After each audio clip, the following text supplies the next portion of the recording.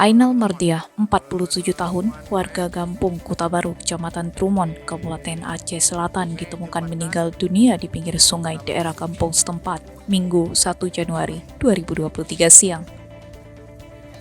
Kepala Pelaksana Badan Penanggulangan Bencana Daerah Aceh Selatan Zainal melalui Pusdalub Agus Riyadi mengatakan, awalnya petugas menerima informasi dari masyarakat bahwa ada seorang warga belum pulang hingga malam hari. Kemudian tim gabungan langsung turun ke lokasi guna melakukan pencarian. Namun dikarenakan sudah larut malam, pencarian terpaksa dilanjutkan pada hari ini.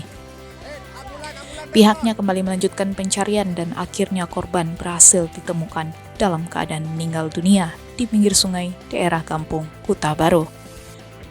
Sementara untuk penyebab korban meninggal, kata Agus Riyadi, masih dalam proses penyelidikan pihak kepolisian Aceh Selatan.